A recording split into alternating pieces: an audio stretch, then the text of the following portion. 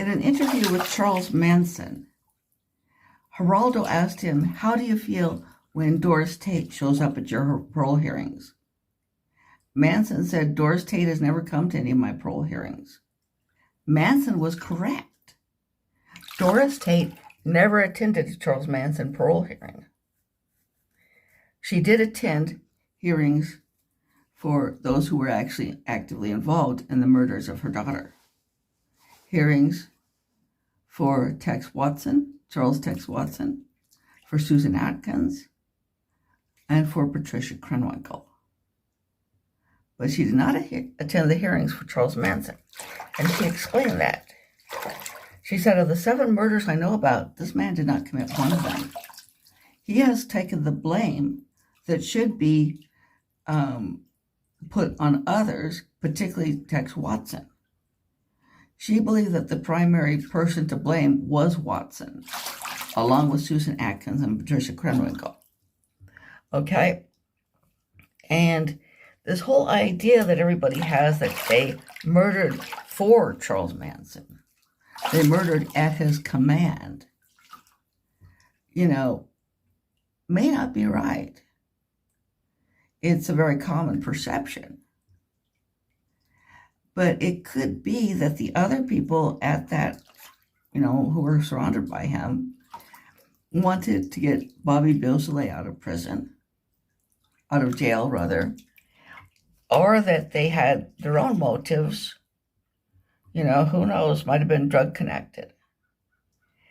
It's also possible, given the way Manson talks,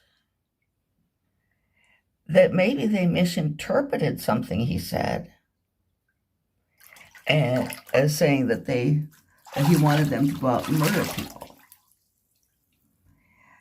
But now, of course, it is also true that Al Capone wasn't there for the St. Valentine's Day massacre, but he's considered guilty. And in contract murders, the person who took out the contract is just as responsible, if not more so, than the person who did it.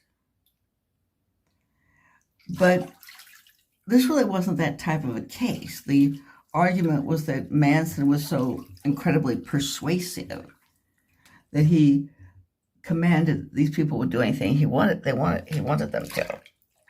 I don't think that's true. Okay? And her autobiography, Child of Satan, Child of God, Susan Atkins writes about disobeying Manson. He wanted her not to take LSD because she was pregnant, and he believed children are precious. She took it anyway. She said selfishness was in high gear with me. Okay.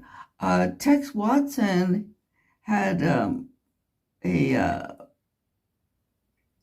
Tex Watson and Susan Atkins both had a cachet of, I think it was methamphetamine, that they kept out of Manson's sight because Manson was opposed to the use of speed. Okay, so they were quite willing to go against his wishes. So the idea that they were enslaved to him to the point where he could command them to kill is quite undercut by those things. Quite simply, these were the Watson murders, not the Manson murders. And it's like I said, it's possible that he did not command them to commit the murders. I mean, if I tell you to go out and rob, somebody said to Vince Bugliosi one time, "Go out and rob a bank and bring me the money." Okay? That's it really was overblown. His supposed control over those people was overblown. Did he make suggestions that they followed? Yes. But they were perfectly willing to go against his orders when it pleased them. So there's no reason to believe that they murdered at his command. Those are my thoughts. Bye.